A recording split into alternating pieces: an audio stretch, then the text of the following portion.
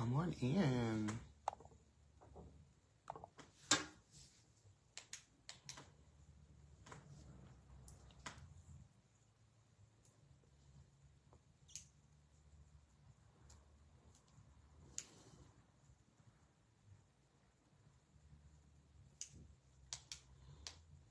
What y'all doing on Tuesday?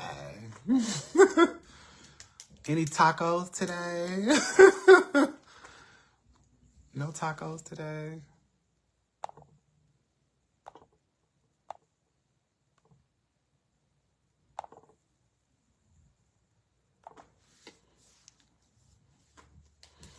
Come on in.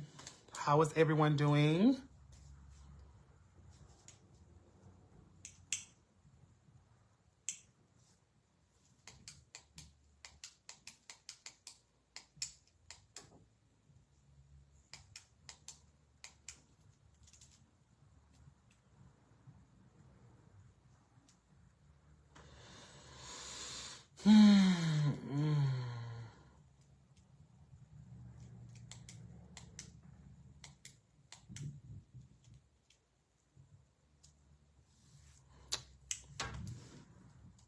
What's going on? Trying to comment. Why I don't let you comment?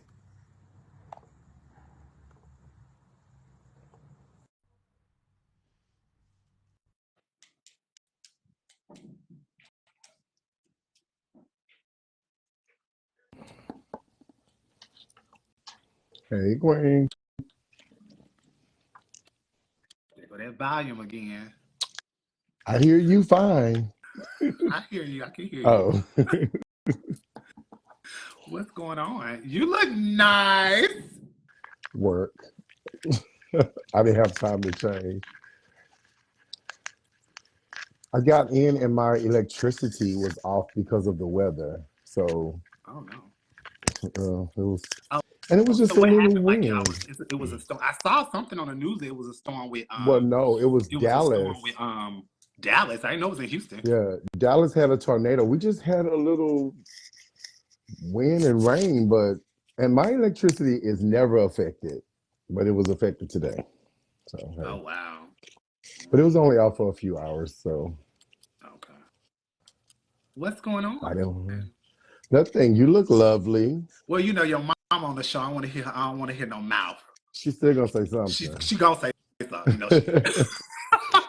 Hey, if you all are um. in Houston, Texas on this Sunday, June 2nd, I am hosting Mr. and Miss at Large Met. That is the Mr. and Miss exclusive Texas, a direct prelim to Mr. and Miss Texas US of A and Mr. and Miss Texas US of A at Large. And the entertainment will be our Texas All-Star legends, Tommy Ross, Almalon Dupree, Giselle Borby Royale, Adicia, Nicole, Portia Paris, Chevelle Brooks. It's going to be pop. Marcy the Mogul. It's going to be popping. Akira. So, yeah, if you're in Houston, 8 o'clock p.m. at Play at Kiki's. And then after that, you can go to the Universe is having a preliminary Gemini Universe, which is going to be at Club Crystals. I think it started at 10 or 11. If you know anything about Texas, about US of A, it's not a long, drawn-out show. So the pageant will be over maybe 2 hours max. So then you can go over there if you're feeling the pageant spirit. But just in case you're not feeling the pageant spirit, you want to pick one, see you at Play at Kiki. 2409 Grant. What's up, GQ Pendarvis? And if you're in Alabama, I don't know what to tell you because I don't know. Leave. That is true. We do have a great show tonight. I don't see her on, so we'll wait. But I know a lot of you have been waiting on this. I know we both been waiting on it. So we were able to get her. Don't do that. I was waiting. We was waiting to get her schedule in. But let us just say this, and I'm gonna say this while we have 30 people on and anybody that watches it later. We do this to bring our icons and legends or whoever on. We understand that icon and legend is subjective. My king and I didn't agree on everyone. We didn't. icon and legend to me may not be an icon and legend to him, and vice versa. Hey, Zara, beautiful. But understand that we are trying to implement everyone in every aspect of the drag industry. We want makeup artists, we want backstage helpers, we want the hair people, we want male entertainers, we want female entertainers, but don't bully us into having you on the show or your what's the word, your people who look like you, yeah, people who feel like you, you don't people have who to perform bully like us you. into doing that. There was a post made last week that kind of set weird with us because we're like, we were actually going to have you on. But now we just don't want that energy. We want to keep the energy positive. We want to keep every person we get, we start off with Tommy Ross. So every person that we get, it just seems to, as we get more comfortable as I get more comfortable talking, Shade. we just want everything to go good and get better. So please don't think that we are leaving anyone out. We only have so many months in the year. We only have so many weeks in that month. We both work full-time, have full-time careers. I work an extra job. I have my cheerleaders. My king has got so much going on too. So there's only so much we can do and when we can't do it. And there's only so many people that we can reach out to. There are hundreds of people that we would love to interview, which is why we may go compete somewhere else and try to win together and keep it going.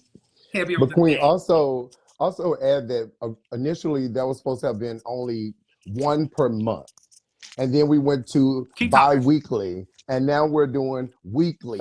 So, and we're doing that because we're trying to make sure we can implement as many people as possible. But obviously, us not having you on the show doesn't discredit you as a legend or an icon in your own lane. It just simply means that we just did not have time to do it because we still have so many other things going on. So I really hope that people do understand, and Queen said it nicely, because the bullying thing is not going to work. Like, and you probably don't know us because, I mean, unfortunately, we both have been seen as bullies in some form. So don't bully me, because all it's going to do is make me put my paws out, because that's not okay, because we're not doing it to be ugly. We simply don't have enough time to do every single person. There are people that we asked initially that we have forgotten about because it took off so quickly. So we have to revisit that. So it's a lot of work doing this, but we enjoy doing it. But we're working with our schedules, fighting each other, and then whoever we have as a guest schedule fighting, and at the same time trying to make sure it's at a time that's good analog time. So it's just a lot of things that go into play, but it's not personal. It's not even business. It's social. It's definitely not personal. We don't want to leave anyone out. We have other things that we want to do. So please you don't have to bully us. You don't have to make subliminal posts about us. We're going to get to as many people as we can within these next 5.5, 6 months. Randall said he loved your Renaissance red lips. Huh? Randall says that he loves your Renaissance red lips. Shout out to Randall. He did something for me this week that a promoter, it's just awesome. He's great. And I see a former Mr. Renaissance on here, Andre, my son, and my mother's son. Maybe we'll talk about that tonight on the show. What's up, Andre, Exotic? I don't know what all the other names you have. Mugler, Lord. Well, she's late, and that's weird because she's typically on time. Is she late, or is she trying to figure out how to get in? She's an icon. She knows how to join the live. She doesn't want to go live on her Raquel Cuppy page. Oh, so she's probably trying to get logged into the other page then. Andre, could you text your mom and tell her that we're ready? While we're doing that, check Renaissance out at the end of June, early July in Houston, Texas. Boom, boom, pop. June 29th, 30th. Yeah. Also, we will be at North America. The following America weekend, which is the second weekend in July, we have a brunch and learn. So a little bit about a brunch and learn. It is for people who are not even for people that are winning the categories, but people that may have, difficulties in interview as well as in question answer. How to listen to the question, how to respond, what to wear, how to get eye contact, all of that. So Roundel is very good with that, along with my king, me, and Vanessa, and Serenity. as well as Scooby will be there, and our junior, Oh, our she's rising coming. star. So the Renaissance Fair will be there. So please come out. It's that Sunday from 10 to 1. It's before the pageant. So come eat brunch with us, learn, get some tips on interviewing as well as questionnaires, because people fail to realize that those are two categories that are important. Hey, Barbie. And although we don't Yeah. see the interview, it's still calculated. And although you may hear the question, you know, Yes, it's very GQ. important. GQ asked if we were going to be doing like mock interviews. We're going to be doing a little bit of everything, and people can come and share some tools, nuggets that you may have that helps you with yours, or help past tense you with yours, or if you are an avid judge and you can come from a lens of I've judged many pageants and these are things that I see. So it's something we're all going to learn because we're going to be learning also. Yeah, You we know, don't we're know going it to be all. sharing and We learning. may win those categories, but we don't know it all. Right. Andre says she's coming. Okay, she said y'all keep freezing on her end. Well, she must not be connected to her Wi-Fi. Yeah, we're freezing. Are we freezing on y'all end? Okay, I think this is her. Hold on.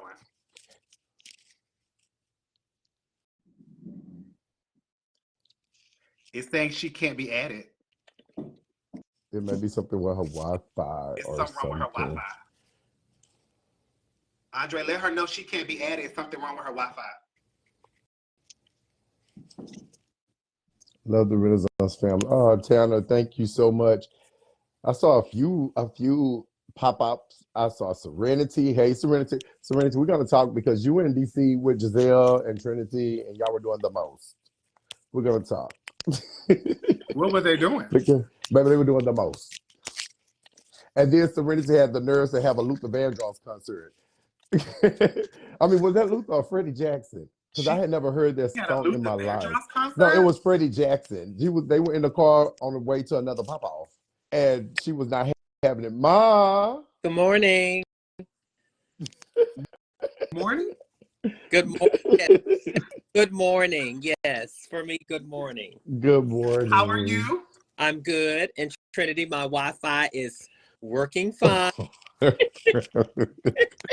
I actually have I actually have business Wi-Fi, but they've been putting up new towers. And so I don't know what's going on. Everything is freezing. I was actually in, but y'all kept going in and out. I don't know. Okay. I don't know. Well, Your we just skin want to looks say thank you beautiful. for giving us this hour of your time. We know that you are a busy, busy, busy, busy, busy, busy, busy, busy woman. I think that you are one of the most anticipated conversations. Oh Our Lord. inbox went I wonder berserk. why. I think that a lot of people definitely will learn a lot from you tonight, both private as well as your persona on stage. So thank you again for allowing us to talk to you. Well, thank you for having me. Yeah. And we also know that this is not something that you do a lot It is of. So thank you not. so very It much. is Because not. yeah, we know that she is the queen of accessibility planning. So thank you so much for lending us your persona for 1 hour. You're welcome. Or so. Because we're gonna get our hour back since you were 6 minutes late. So yeah, we're gonna get that Oh, hour. okay. Oh, so let's jump right into it. Something easy for you. Okay. When I first heard your name, Raquell Lord, the first thing that came to my mind was, ooh, that sounds so powerful. Like, what? Where did Raquell Lord come from? So I was born and raised in Texas, and I used to do talent shows, which is now Station 4, which is Cabin Enterprises. And there used to be an entertainer, her name was Valerie Lord. And I liked the last name Lord, but I said, you know what? I want to change mine to Lord. And at the time, back then I was fond of Raquel Welch. So I liked Raquel, the name, but I liked how her name sounded when they would say, welcome to the stage, Valerie Lord, because she's a former Miss Gay America.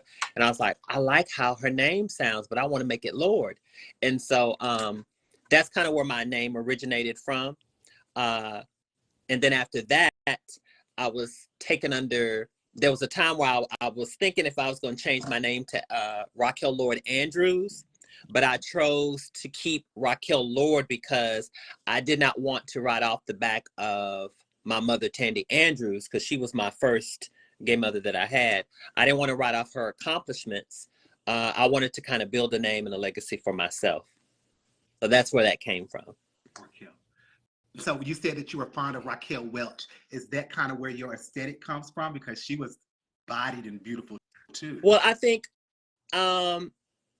it's time and era, like whatever you're birthed out of during that time. And so I was very fond of the 70s era because that's the era that I was kind of breeded out of as a child. And so seeing that as a child, the Chers, the Diana Rosses, the LaBelles, Raquel Welch, those type of entertainers, and you would see them on the Merv Griffin show as a child, and you sit there and stuff, Johnny Carson and stuff, and you're sitting watching, and in your head you're thinking, I'm identifying with that, but you're not really understanding why you're identifying with the glam and the glitz and the beauty. And so that's kind of where a lot of the aesthetic came from. Okay. So take us back. I'm not sure when, but when did you do your first show first?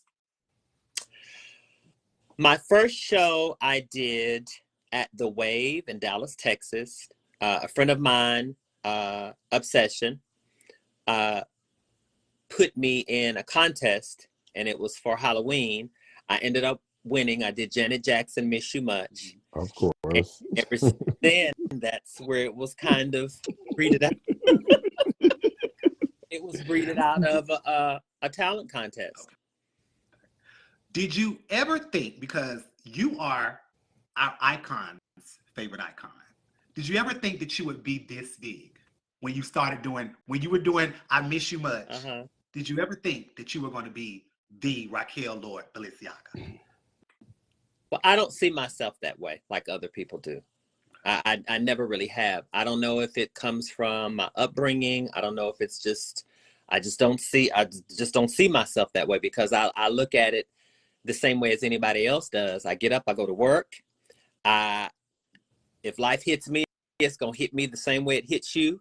You know, if when COVID came, it hit me the same way that it hit a lot of other people. So I don't see myself better than anybody else. Or anything like that. I will say that I have been fortunate to be in certain places where I feel like I've had favor and opportunity has presented itself, and I've seized the moment. I did not let that pass by.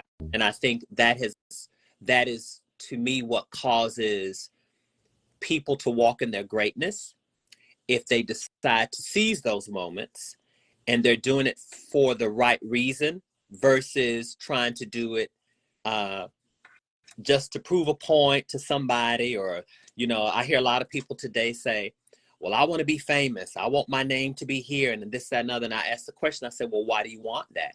Because a lot comes with that. And I always believe that anything that you want in life, it should have a purpose behind it. And the purpose should not only be fulfilling to yourself, but to other people. It should benefit also other people. And that comes from my parental teachings. That's what I was taught. So since you don't see yourself that way, but we clearly do, how does that make you feel that someone reveres you that much as an icon or a legend, to feel like we can come to you and, give you the respect that you are definitely not just earned, but due for all of these years? How does that make you feel that you have paved the way for a lot of people and still are, as long as you've been in the industry?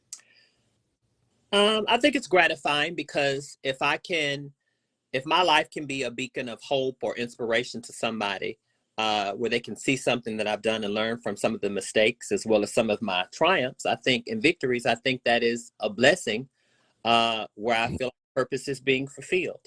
Okay. But it's not out of self-gain or vanity. I have to make that clear, because a lot of people will take it. You can be a beautiful canvas, but you also got to make sure what's in your heart is pure. So you've got to be able to make sure that what you're doing, that you're trying to live that side out as well, not just, me, myself, and I. Do you remember your first pageant? Yes, my first pageant was Miss Black Dallas. Did you win? I did not win. No, I did not win. I think my girlfriend from Texas, Leslie Houston, won. She did Whitney Houston. Okay. She won. Mm-hmm. She won. So, King, you got anything? I saw you was about to say something. Yeah, I was. You said three things that kind of jumped out at me. The first thing was about your original ma, Tandy, Mm-hmm. and how it was important to you that you started your own. And then the second thing was the Halloween. That was your first show. A lot of people, that's a lot of people's story, right? And then the third thing was you talking about how you don't take yourself as serious as far as you don't see yourself as Hollywood. You are still down to earth. You still understand reality. So I'm just curious to know, like, what do you see? What was what was going on during that time that was getting you all cultured and prepared that may not be happening today? Like, what was happening during, or if you can even identify, was there anything that you would think is the I difference? think the difference is there's a level of reverence, of respect. Uh, there's not a level of questioning back then because you knew that if people were giving you sound counsel and telling you things to do, it wasn't done out of malice. It wasn't done out of deceit. Mm, It wasn't done out of trying to hold you back. And the difference is now you have a lot of people challenging elders and people if they're telling you something. And me, myself, and probably a few others that might be why we're not so quick to be so vocal, mhm, where there's a lot of people that are sometimes very vocal. And I think what happens is that when you're too vocal, it makes people wonder, are you really listening to what someone is saying versus listening to the respond? And I was always like a sponge. So I would always take in, and I would be willing to share if somebody was willing to receive. But mm, I would get pushback because I did not want to fall out because my path may not be somebody else's path. If right. I tell you, I'm going to tell you this is going to work, if you trust me on this, because it's worked for me many times. But if somebody says, well, no, I got to do it this way, and this is what you get this is what I feel, and this is what I believe, and yeah, okay, well, go ahead. So I'm kind of on that same premise as Oprah Winfrey when she told Ayanna Van Zant, you know, if you decide to go, I'm going to bless you in that. Go ahead and do it your way. But she found out later that was not the route to go. So somebody who had already Right. tread the path multiple times, Mhm. he says, no, you're not ready yet. It comes with a lot. You kind of have to let people do that. And so that's kind of how I am today with children, with my siblings, my biological family. And out of that, I've seen growth and I've seen change. And then I've also seen some people fall off by the wayside, which is fine too, Yeah. because some things are for a season and some things are for a lifetime. Amen. Tell us about how it looked for you with your family, biological family, when you decided to transition. How was that journey for you? So mine was a little bit different. Um, I had kind of a stressed relationship in early teen years because my grandparents raised me. And so my parents were doing the best that they knew how to do during that time. Uh, Living in Texas is very conservative. So imagine how it was in the 80s. If you're walking into a Neiman Marcus or if you're going somewhere and a Caucasian woman is telling, Hispanic, African American, Indian woman, how may I help you, sweetie? And your mother says, well, honey, could you help me with some? And it's this back and forth bantering of saying you're going to respect me, for who I am. And you're hearing that, which is kind of the undertones of a little racism or eliteness. I'm better than you are. Um, Having to deal with that and then have to turn around and deal with it when it came to sexual identity was probably a culture shock for my parents. And I know it was because I left home early at 17. So I left a very good lifestyle because I wanted freedom. And a lot of people always would think that if you come from money, or if you live a good, if you're brought up in a nice home, that everything is lavish and peachy. But in essence, it's really not, because there comes a lot of expectations with that. You got to go to a, Ivy, League college and all this type of stuff. And I'm the only one who did not do that. I went to community college and took courses and did those type of things. Brothers and sisters went to Hampton and went to Howard and all that. I was like, I don't want to do that. I want to be in the entertainment business. And to this day, my parents understood. They said, you really knew what you wanted, and you're still in this. I said, yes, I'm in makeup and TV. That's what I wanted to do. And so I think for me, because I dealt with that, there was a 17-year hiatus where I did not go home. I did not really speak to my parents. But so I left one way and I came back another way. And the first time that I saw my mother was at Black Universe when I was giving it up. She came with my sister. And we had a conversation, and my birth father had came. I was living downtown in Atlanta. He came and knocked on my door, and he was like, I just had to lay my eyes on my child's face, because he was watching the stuff on Jerry Springer back then. It was real big about, your child is this and all this type of stuff. And his fear is that when I had my escapades in the strip clubs and stuff with some of my, the Paris Frances and the Moniques and all them back in the day, because that was the thing back then. If you was real and you could get in, you can go to the club and do the contest. And back then they would have strip contests, and you could go and win $500 if you can, dance this, that, and other. But if you're privileged, as my granddaughter Toya would say, and be able to get in, that would be easy money. Right. Well, they had a shootout one night at the club, and my dad heard about it, because I had told my sister or brother, I can't remember. And they was like, well, what are you doing? How you surviving this, that, and the other? And I was like, well, I go to the strip club and I do little contests and stuff and this, that, and the other. And they don't know. And so he wanted to make sure. He says, I just wanted to lay my eyes on my child's face. And our relationship is not the best, but I still respect him, because I still think there's a power struggle when it comes to who I am today.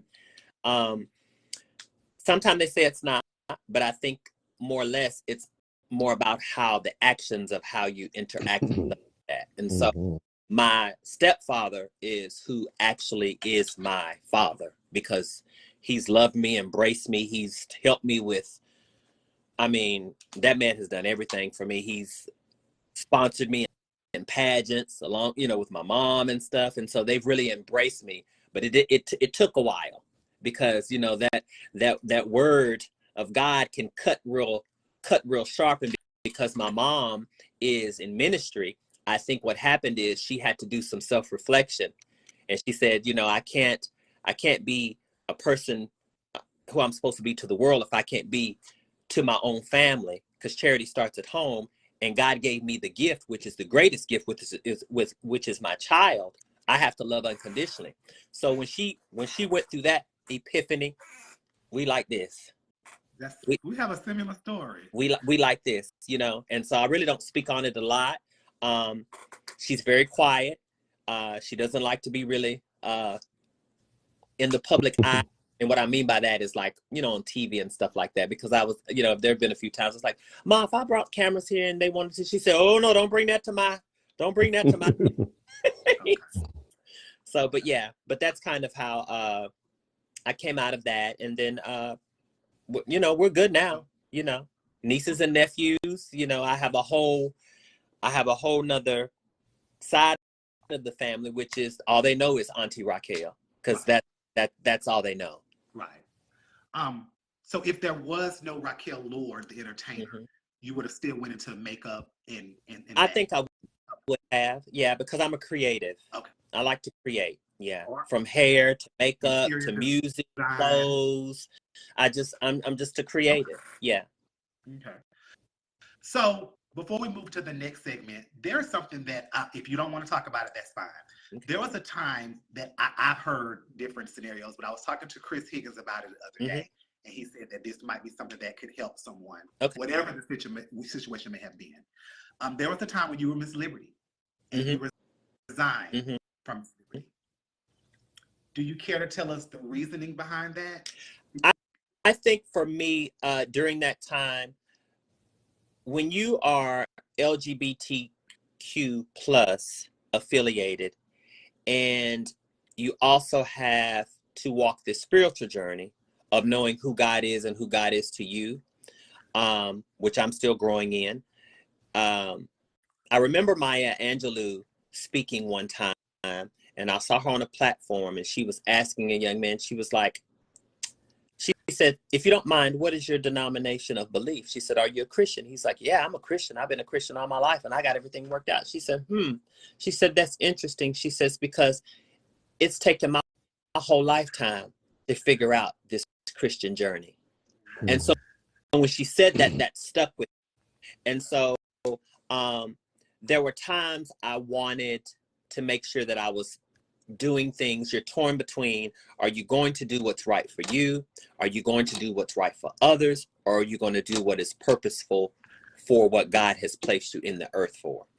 And so for me, I think during that time, I had gave up the pageant, and I was dealing with a lot. I was dealing with family during that time, not being a part of my family, which was very hard because I'm very family oriented. Yeah. That's why I love all my kids so hard and stuff, and grandkids. I'm very family oriented. And I think the things that I was lacking is why I try to give it so much. But during that time, I think during that time, what happened, I gave it up, and then, but there was still that desire in me. And I was like, well, God, I'm not doing anything to hurt anybody. You put this desire in me. And I know this is, a lot of times people like to make things evil and make things demonic and stuff. But what I have found to be true in my years of living is that people will make things be demonic or make things evil because of how they're perceiving things. So, and I've always told people, and I've even had conversations when I was in ministry at my church and stuff, I would tell people, I was like, I don't think it's where you go, because I hear people say, come out from among them. They would use that saying. I says, well, wait a minute. I says, if you come out from among where you're at, how are you going to be the light in the darkness and be the beacon of hope that people need to see? Because if you're saying that our lives are supposed to be the example, I says, I don't have to do what you do, but I do have to use discernment, and I do have to have wisdom to know that if I'm not strong enough, I'm not going in that place. I'm not going over here. That's discernment. But it's not what you do. It's not where you go. It's what you do when you're in those certain places. You get what I'm saying? Yeah. And I try to make sure that I'm very cognizant of, there's certain things I won't do. Part of the reason why I don't strip anymore like I used to is because when the USA fiasco happened, the internet and the pictures, the costume that I had made it look like I was totally bare. And I was distraught, and I was at home with my parents, and I was like, Ma, Dad, look at this, and this is so such and such, and da da da da da da da da. And my daddy was there, and he was like, damn, Raquel, could you put on something? And I said, Daddy, I got on clothes. He was like, where? It was nude, and it was flesh tone, and it was black at the crotch, and it was black here around my neck. So in the picture, it appeared that I didn't have anything on. And then my mom says, she says, well, these are one of those instances you have to make sure that your good is not spoken evil of. She says, if you look at the picture, it appears to be something that, and I says, I get it. And in that moment, it made me make sure that whatever I'm presenting that I will not have to look over my shoulders or be ashamed. I'm very cognizant of what I share and who I share it to. I'm very careful of what I say and how I say it now, more or less than just in your face. Oh, I got to say what I got to say, and no, I'm very cognizant of that, because you can't take that back. And I don't want to be remembered as someone who, yeah, they were good, but they did A, B, and C. Yeah, they did the A, B, and C, but because they'll remember that before they remember the good. And so that's what I'm very cognizant of now. And a lot of times that's why you'll hear me sometimes, I won't say anything unless somebody calls me, which is the grown thing to do, or somebody inboxes me, or somebody speaks to me face to face. And then I'm finding out that there are sometimes people don't even want to do that. And if they don't want to do that, that's fine too. You leave it where it's at, because if you don't bring it to me, I can't address anything. Gotcha. So, few seconds to get to know you a little personally, Raquell Cuppy. Mm-hmm. What's your favorite holiday? My favorite holiday is Thanksgiving. Okay. And I think I like Thanksgiving is because, like I said, I'm very family oriented. When I'm not able to go home, I remember in the early years, it would be myself, Raquel Henry and her family, or either it would be Lawrence and his family and stuff. And I just always liked the family, you know, cooking and stuff like that, because to me in the kitchen, that was where love was produced. You know, I got that side out of my grandmother and my mom and stuff like that. And so, and I always just kind of gravitated to Thanksgiving, you know, more or less than anything else. You know, I don't know why. Your favorite color? My favorite color is purple because it represents royalty. I love purple too. Okay. So you told us that you loved Raquel Welch. Who are some other women that you loved as you grew up from a young child? Diana Ross, of course, Donna Summer, Tina Turner, Cher, Patti LaBelle, because I'm starting to see a lot of the same things that I liked. I'm seeing it being reincarnated in this new generation. Grace Jones, I loved her costumes. Those are like a lot of the ladies that I just ran to. That those were the ladies that were out then. Lola Falana, they were the ones who were out then. Okay. What's your biggest pet peeve? To keep your word, don't steal from me, and if you say you're going to do something, do. What makes you smile when you're all alone? Being at peace. Being at Tell us what peace means to you. You often speak on that. Protecting my It's peace. a certain, I want to say this, and I hope it doesn't go over people's head, but it's a certain, I look at it as it's a gift from God, because there's a certain level of comfortability that you have, that even if you don't have everything that you need, if you're wondering if something's going to come or if it's going to come when you need it, it's just that sense of it's going to be well. And I have that, and I don't really have any worries or qualms or anything like that. I'm more or less concerned about other people. Only thing now, as I'm getting older, the only thing I'm really concerned with is my parents. So the tables are kind of turning. Yeah. And so I'm like, I got to go home and lay my eyes on my parents. They're a little bit too quiet. Let me, okay. But yeah. What makes you cry? Happy cry or sad cry? Being grateful. When I look back and see where I've come from and where I'm at now, and I've seen that I'm still here, because there are a lot of people who I know who are not here, and I'm like saying to myself, I'm like, now, I know that they were some good people, but I can't question God, because it's in His timing, and we belong to Him, for those of us who believe. So it is what it, can't question it. Favorite childhood TV show growing up? What's happening? And Good Time. Okay. That's good. Do you have any fears? Huh? Do you have any fears? No, because that don't come from God. Okay. I don't. Does Raquell Cuppy have any regrets in life? I don't have any regrets in life as of now because I'm making sure I don't have any. Me and my mother, we just had that conversation this past weekend because I did not tell her I was doing the content. And then when I was at home and I told her, I said, "Ma, I got some good news for you." And I was in the kitchen and stuff, and they was preparing food and stuff, and I was like, "Oh, I got some good news for you." And she's like, "Okay, do I need to tell the people to leave?" I said, "No, you're good." I qualified. I'm going back to Continental. And she was like, "You just can't get that Continental stuff out of you, can you?" And I said, "Well, Ma, I don't want to have any regrets." And I says, "I'm in a place now where I feel like I really have the support."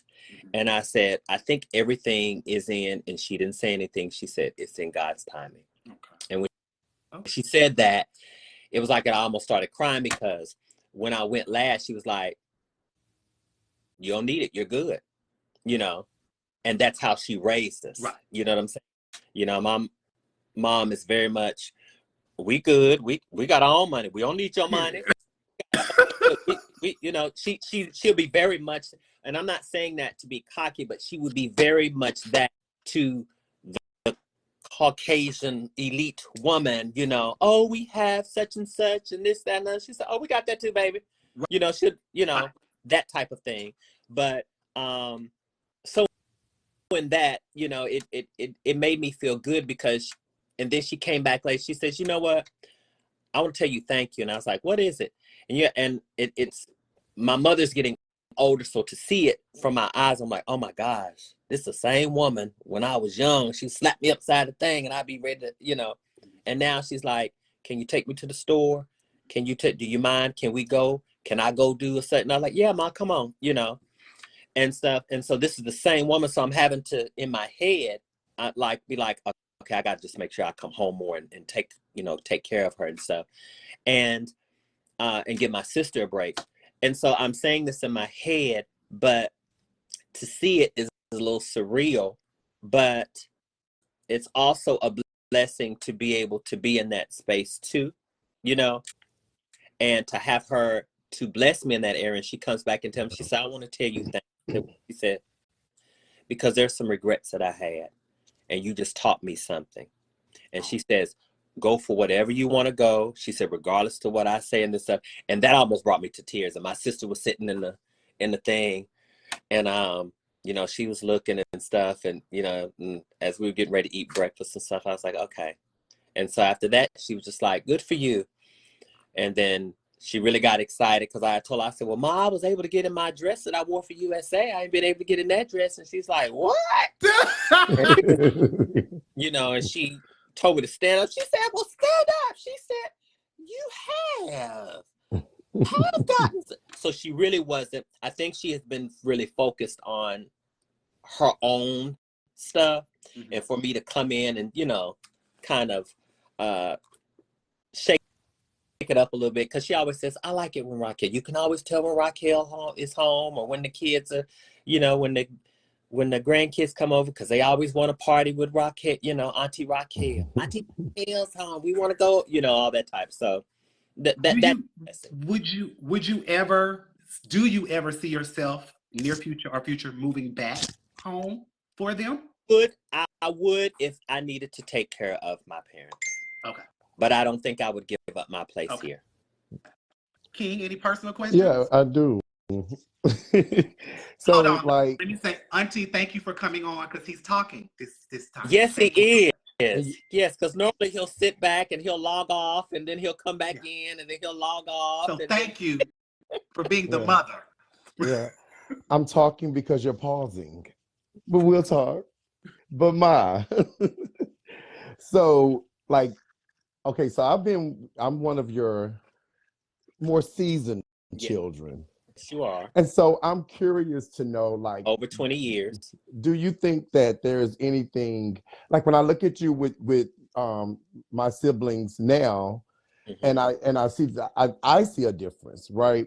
But I was wondering, what is the difference to you as far as the way you and your kids were then versus now? Because we were very close then also, but I just see a difference, and I can't quite put my finger on it, but there is a difference. I think with y'all, I was more stern. Very. I think I was very hand over fist with y'all. Very. And I think one of the reasons why I was that way was because I lost a lot of my siblings and friends to the AIDS epidemic.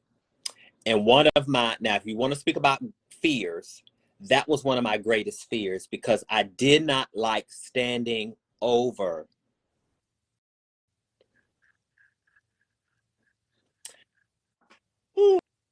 I did not like standing over my children's grave. And so that's hard as a parental figure to have to, or any sibling by that matter, because I've had to go to funerals of nephews and stuff like that, and it's not easy. It's not easy. So I think I was more or less I think I was more or less stern with y'all, because I did not want y'all to have to go through that. Now, because there are medications and things of that nature, I think now what I have to have a tug of war with y'all is not you per se, or your generation, Wendell, but the generation that's after you, is getting them just to listen and say, I'm telling you what is going to keep you. But because of social media and the theorists, the all these theories that are out there, they're so quick to run with that versus listening to sound counsel of someone who's actually went through something, and they say, listen, don't go down that road, do it this way. I know it might seem hard, I know it might say, and I do understand that there are a lot more things out there now than what was out during the 80s and the 90s and the early 2000s. I get it. But I also believe that history repeats itself. And I also believe that some of the things that, the more access that you have, sometimes the more leisure and laid back we should get, which we shouldn't.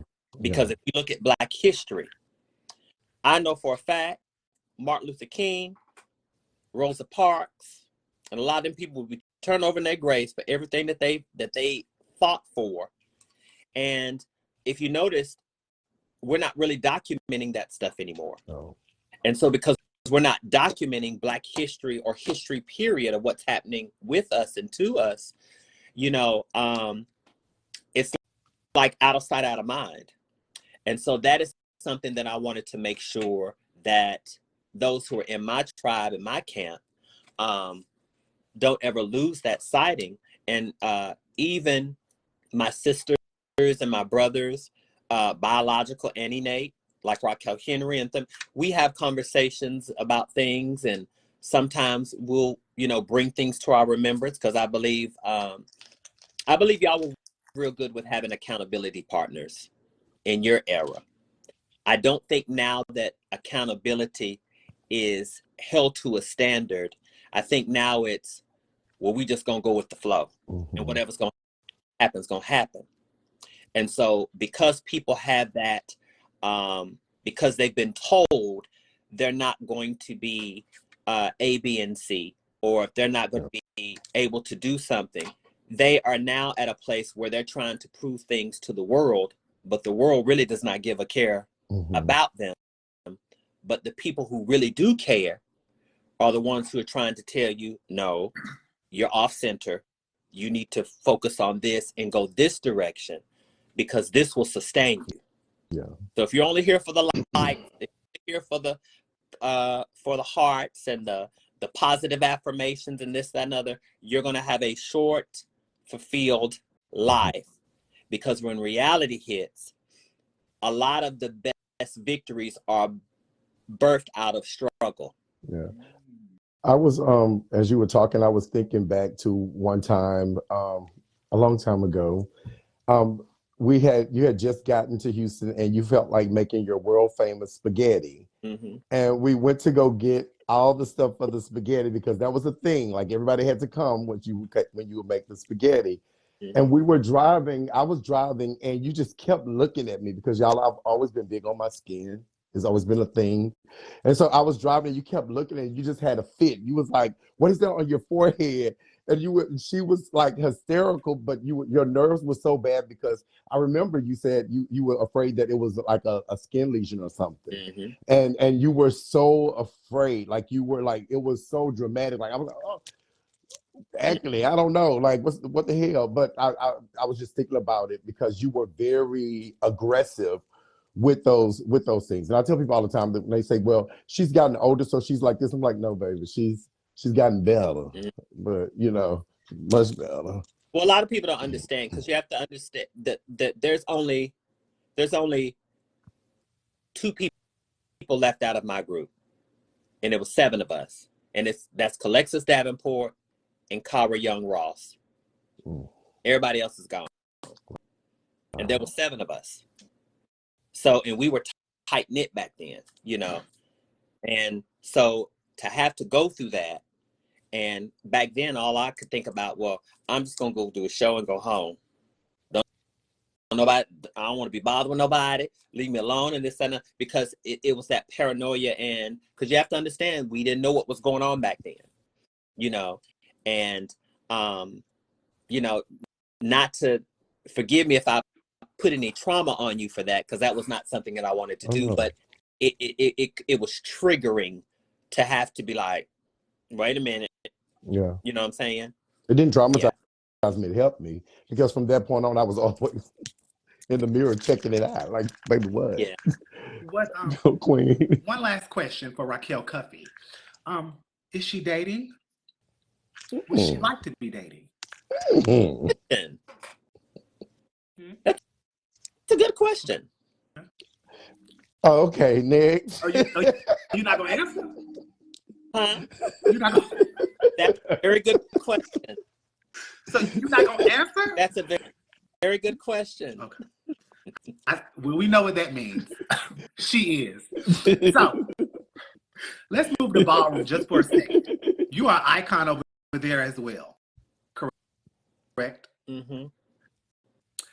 What was your categories? My categories was face, body, and realness, and trilogy. How were you introduced to ballroom? Was that through a segue through pageantry, or was that before?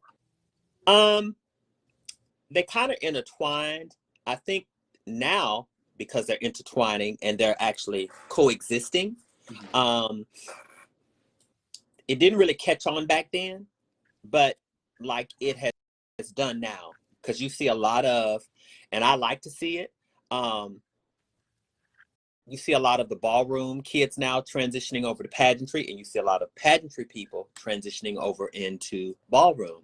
For me, what happened is when I came to Atlanta, that was another way for me to actually survive and put money into my pocket, because I was not going to be a woman of the night, not to discredit anybody, who wanted to go on the streets and stuff, because I know that is somebody's deck of cards that they had to play.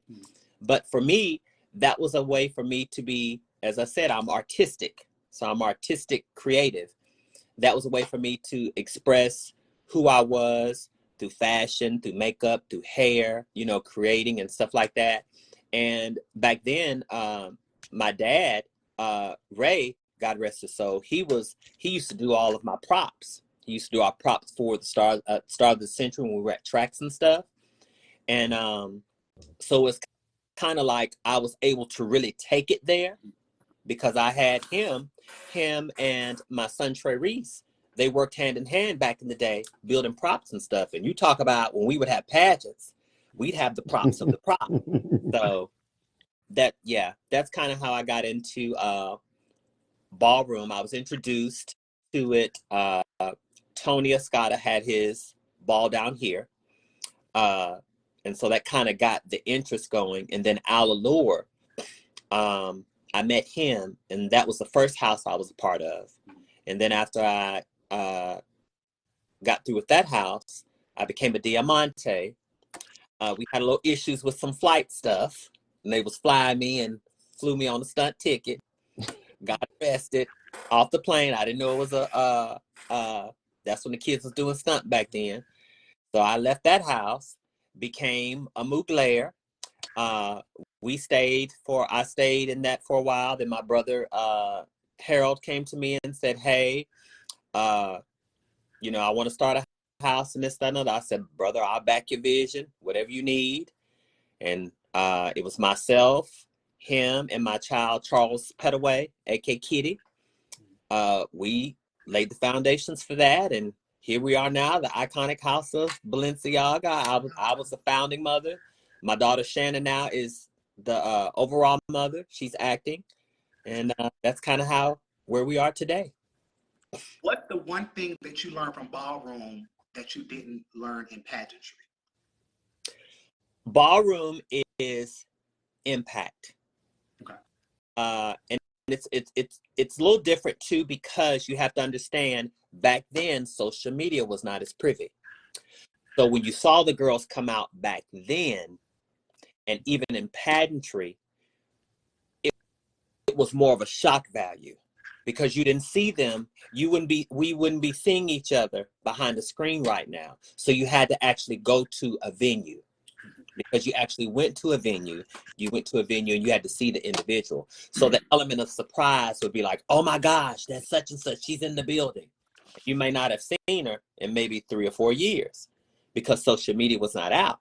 And so I think that's the difference between what ballroom was and pageantry. I think with pageantry focuses on the full aesthetic of being perfectly groomed, perfectly flawless, from head to toe, everything fitting to the T, with nothing out of place. Ballroom, they'll slide. It's about impact if you take the people up. Being that you are founding icon mother, you were the first for a lot of your categories. At this point in your life, would you ever walk again? I don't know. I'll never say never.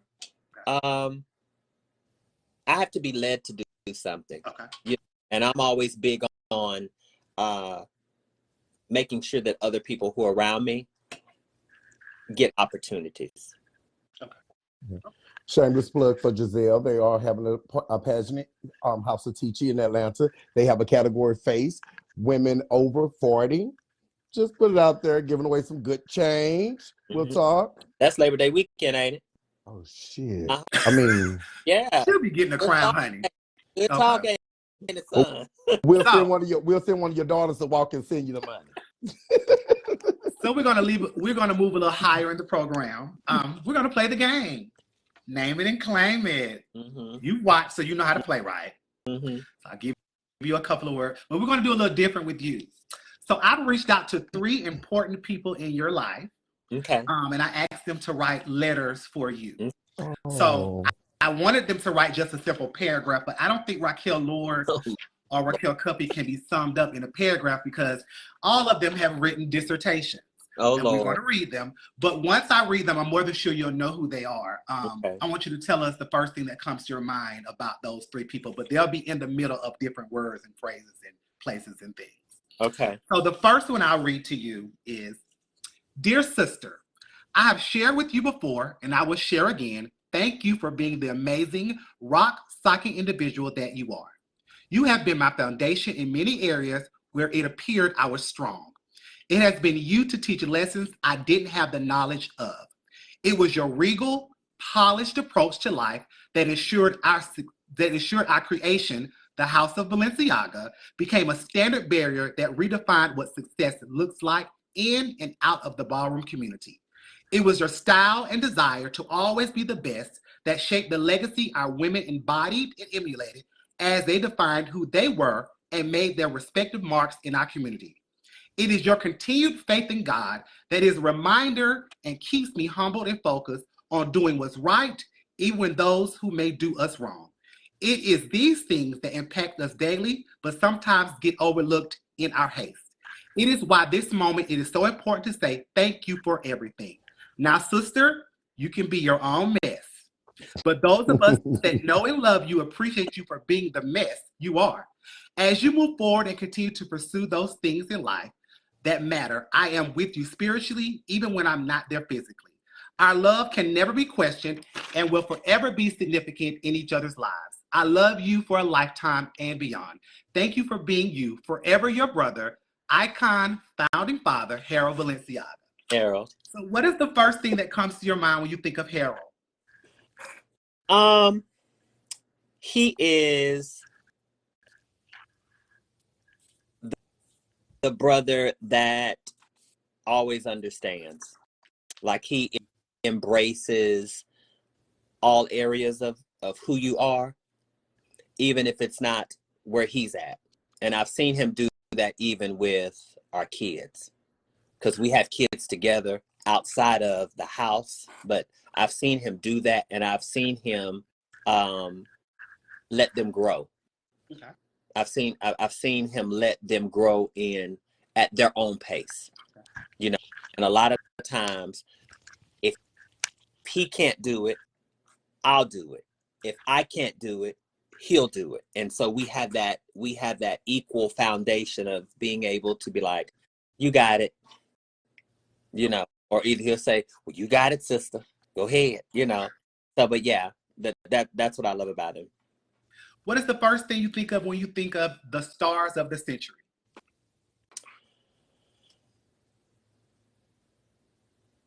The best in the business. Period. Okay. The best in the business, the first to be able to endure and to be able to last as long as what we've had. We've gotten older, and I think people forget that, you know, but I think now we're in the time where back then when we were in the height of heights in our youth and our career and stuff, now people are like now missing, saying, oh my gosh, if y'all were there, y'all really would have. Now they're really in that phase. Right. You know what I'm saying? Because it takes a collective group of creative individuals who can propel a vision to be able to be as magnificent as we've been able to do it for as long as we have. Okay. Word 3. What does Texas mean to you? What does Texas mean to me? Texas grown.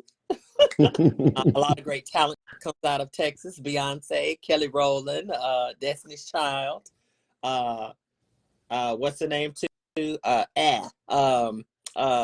Megan Thee Stallion. Yeah. So it's a lot of talented and creative people. Yolanda Adams, Kirk Franklin. It's a lot of talented people in Texas. Okay. Very talented. What's the first thing that comes to your mind when you think of your NBU reign?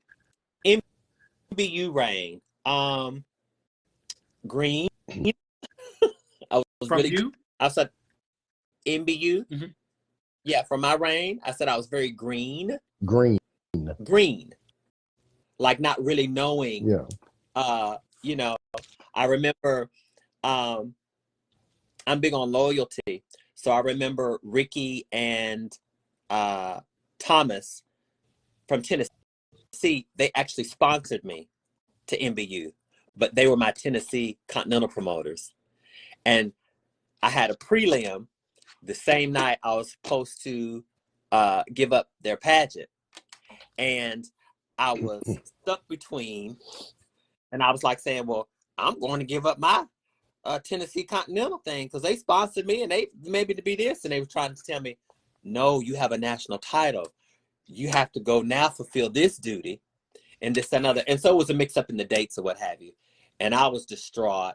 My son Mike had walked me through that, and Chris Higgins, and, you know, back then. And it was my brother Kevin Rufus. They were trying to walk me through that. And so what I mean by green, I really did not know that when you win a national title, that was an obligation, you know. And so I was a little upset because I felt like I was letting them down because they actually sponsored me and put me to that. And so we had some tug of wars back then. I said, well, I'm not going, me being young and feisty, but I ended up going, fulfilling my universe prelim, and I wasn't happy, but in hindsight, that was the right thing to do because I applied for another job. And then they was like, no, you got to go. And so they were understanding, but I was like, no, I don't think it's right because that was a loyal side of me. I like to be there for people who are there for me. All right. So we have another letter. Okay. Dear Raquel, I am writing this letter to encourage you. When I think of Raquel Cuffey, the first thought that normally comes to mind is us talking on the phone for hours, not realizing how much time has passed. I remember some years ago, I was the head judge of her main event talent show. She got on the microphone in front of everyone and said that I was her mentor and she looked up to me. It really touched my heart with her being my big sister, to know that she looked up to me because of the way I do my best to live my life before Christ and people. When I think of Raquel Cuffey, I think of presence. I think of someone who shows up when no one is looking. I think of endurance, someone who endures and trusts God no matter what the situation looks like. And when I think of Raquel Cuffey, I think of a woman of faith, a woman of power, a woman of resilience, but most of all, a woman who strives to have the heart of God. I love my big sister, and I'm forever grateful that the Lord allowed her to come into my life. Raquel Cuffey, I got you no matter what. I got you in the light, and I got you in the dark. Forever my big sister, I love you. And by the way, I love Raquell Lord as well. She's a bad mama jamma with an entertainment value second to none. She has a business acumen like I have not seen much in this line of work. She is always reinventing herself, and I love what she stands for. Love your sis, Raquel Henry. So what do you think of when you think of Raquel Henry? That's my road. That's my backbone. She's right there with Sharon Johnson and Holly Johnson. She's part of the family. She's been home. She's, my mother and father call her daughter, Okay. Mm-hmm. You are known for your skin. What is the first thing that comes to mind when you think of your skin? I wash it every day. I don't know.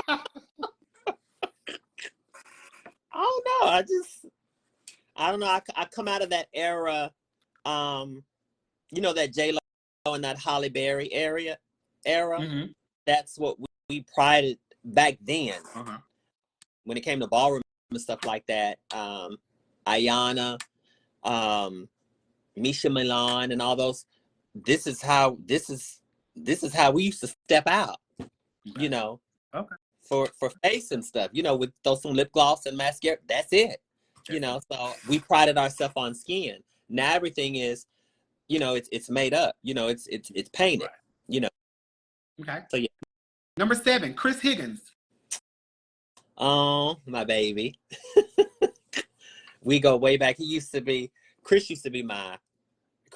everything. He used to be my hairstylist. He's one of my first Atlanta children. Him, Trey Reese, and Revlon. She goes by Kim Washington now. And they were like the Three Musketeers because they were always, if you saw one, you knew one wasn't too far behind. Mm-hmm. But a business person. Always, trying to provide something for the community, in the line of business, be it pageant, be it, clubs or whatever. What's the first thing that comes to mind when you think of your famous US of A checkerboard gown? Is It a Crime, the song. Okay. Is it a crime? Uh-huh. It was definitely a crime. You killed them. It's a crime. Because I stayed out there, they was like, oh my gosh, she's staying out there for so long. I was like, I'm gonna model this dress because it's been a lot of money. Yeah, but yeah, that's the first thing. Were you able to pick that song, or they had that already cued? That's strange because I don't even remember. I don't even remember. I don't. Okay. Well, it was destiny if you didn't pick it. Yeah. Okay, so one more letter. We have 2 more, but one more letter. Okay. Dear Mother, I've known you since I was 18 years old, a young-minded boy with so much potential that you always tried to protect. I've watched and admired you for so long. In so many ways, you've been my guardian angel on earth. Many might say your tough love is too much, but for a life saved over and over again because of it, I say to you, it's real love. The love and nurturing you have given, not only to me, but to all that you encounter, is unwavering. It's a constant reminder that someone cares even when you don't at times. Tell me the good and the bad, no matter how ugly it may be. It makes me want to be a better person every day. Makes me want to be the best at whatever I commit to, and the one that most don't like to accept. You've kept me and my peers accountable in everything we do. Let it be known, you are the epitome of a true mother and sponsor. Many don't know that you contributed to my last dream of becoming Mr. Black Universe and made it a reality. For you young ones out there, this is how you know when someone truly loves and cares for you. When I felt flat, was in my darkest times, when I didn't listen, when I fussed, when I almost gave up on faith, life, love, and hope, in spite of it all, you were still there to pick me up back. You were my cheerleader, never to turn your back on me. And I thank God in heaven. I thank God in heaven for giving me a second mother that understands this life and the journey that comes with it, who possesses the true wisdom and nurturing to give back, not just to me, but to the community as a whole. A mother's love is beautiful. It is kind. It is hard. It is inspiring. It is resilient. It is the best example. It is you. Raquell Lord, my mother, you're the definition of a mother, a leader, an example, a true queen. You are my guardian angel. Ma, I love you and thank you for being who you are. Exotic Lord. Oh, God. What do you think of Exotic when you think of his name? Oh, my God. And I'm going to get him. Well, I see him the same way y'all see him because I see Andre Hilton. Right. And so I think because I try to make sure that I make sure they keep a balance, no matter how the world sees them, no matter how big they become, you still have to have that sense of being able to come home and sit down and just be able to just be yourself. And I'm very proud of him. There were some growing pains I know that he went through, but in that I had to let him go through those things because I don't feel like if he did not go through those things, he would not be where he is now. He's not as, I'm grateful that he is not as rebellious as he once was. I feel like because our relationship has been tested, that we've grown closer. And there was time he would get on my nerves because he would always, hey, who in here, just showing up and popping up. I'm like, ain't nobody in this house. What do you want? Right. But I know that's a son's love, and I love him and will do anything for him. I'll do, and like I said, I will do that for those who I know that will really appreciate it. And I know it's not coming from a place of, because someone's on the climb up, they on the climb, you know what I'm saying? They're not clout chasing and stuff like that, because I tell people all the time, my family has a lot of people who are high notoriety type of people, you know what I'm saying? From Miss Lawrence, Yancey, and Dre included, and there's some other people who are doing some things. I have sons and daughters who are on TV and stuff like that, from my house and work in the industry and stuff like that. So I can see from a mile off if somebody is just trying to be connected because of, you know what I'm saying?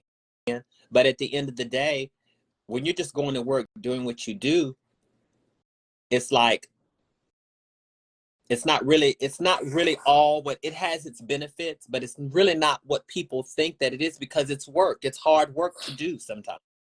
You know what I'm saying? And so, as you hear people say, work hard, play hard. that's, you know, that's how it is. So when I'm having to be up at 4 a.m. in the morning and not getting off till 7 o'clock at night or whatever the case may be, those are some long hours and stuff. Yes, they have great benefits, and that stuff I like to do, you know, and stuff, but it can be hard, and it can be hard on the body. So much And is lastly, required. when you think of God, what is the first thing that comes to your mind? His grace. His grace, and his greatest gift, that he loved me enough to give something away for me to be able to be reconciled back to him. Let me pause that right quick. You are a woman, and I am a benefit of this, of grace. Tell us why that is important to you. Well, I know without it, I would not be able to be where I'm at.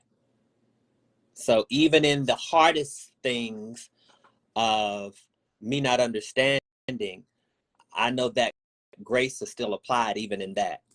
And so we have to have our mindsets to think outside of ourselves sometimes. Even if I don't understand, or even if I don't agree, I'll be quiet, because I'll say, well, God, you handle it. Because that grace and that mercy will be able to handle it a lot easier than what I can, because I'm only thinking from a human consciousness. I'm not thinking from a place of God's infinite mindset, which is, you know what I'm saying? It never ends. So I have to think from that perspective. And I think a lot of times what we do is we're looking at the worldly perspective versus we're not looking at the totality of stuff. And so that's why I've never really, I don't know if I'll say that. I'm gonna say it this way. I'm not so quick to jump on bandwagons. So, because everybody has their agendas, I'm not so quick to jump on that, because I'm looking at the totality of it all. Okay. I'm looking at the existence of life, because I'm looking at it through like the spiritual realm, because in the spiritual realm, there is no male, there's no female, you know, there's no rich, there's no poor, there's no color.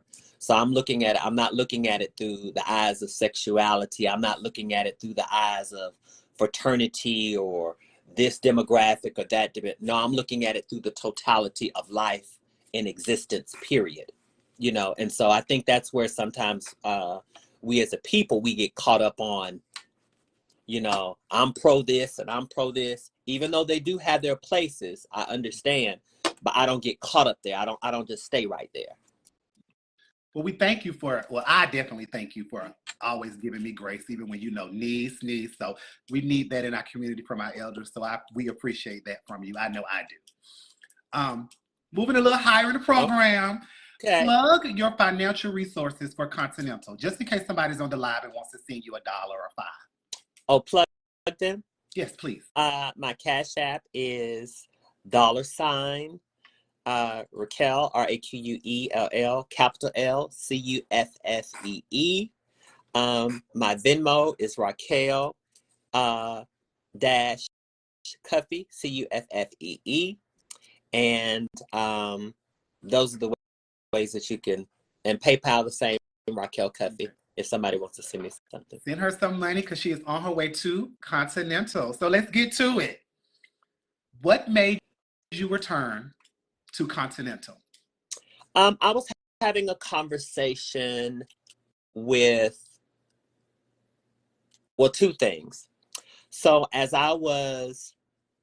we were in this pandemic, and then we were also on the strike with the ITASC, which is the film TV industry.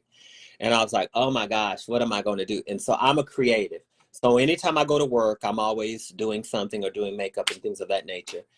And I loved, for some strange reason, the kids and I, the generation that I have, that I'm with now, we would come over and have family night and stuff. And we would just, we would help Dre in his preparation. We'd help Scooby and stuff like that. And, if April came over, I'd be like, well, daughter, I got this dress. I'm going to give it to you. And this, that, and she's like, Ma, you going to give me this? I said, I'm not going to. Me then thinking, I was like, I'm not going to ever be able to get this again. And so, and stuff like that. And we would sit and stone and eat and stuff like that. And then one day, I don't know what it was, I had ordered something, and I said, I'm gonna stone this. I ain't got nothing else to do. And I just had stuff laying around. I call it residue extra. And I was like, I'm just gonna stone this dress. Well, one dress turned into three. And I was just like, because I wasn't, we weren't working, like that and stuff like that. I do shows, I go here and this, Right. that, and the other, go visit, my parents. I was visiting my parents a lot during that time. And then when I saw Dre win, I was like, okay, my son did good. And then a light bulb went off when I helped my son Scooby. And I was like, wait a minute. I know from where we started with this, and I had 2 weeks to work with this baby. And so mind you, me and Scooby we were already meshing together because we worked together on set and stuff. And I was kind of just like a mother figure to him and stuff like that. And then when he won the pageant, I was like, oh my gosh. And then I was just like, okay. And so I actually was going to do North America. That's what I was going to do. But I didn't want to make it seem, I didn't want my child Raquel to be put in a position to be like, his mama doing the patch. I didn't want to, and I was just like, no, I'm not going to do that. And then so Dre and Scooby and April, the support is unmatched. And I was just like, well, I can financially afford it. I was like, but do I want to spend my money on that? Because I want to, there's some other things I want to do. And I was like, what do I want to do in this, that, and other? And so I was having a conversation with my sister. And I was like, because we want to make sure that our parents are always pleased. I said, well, sis, what do you think Mom will say if I, till I'm going to maybe do the pageant? She said, sis, you have to do what you got to do for you. She said, Mama getting older. They done live their lives.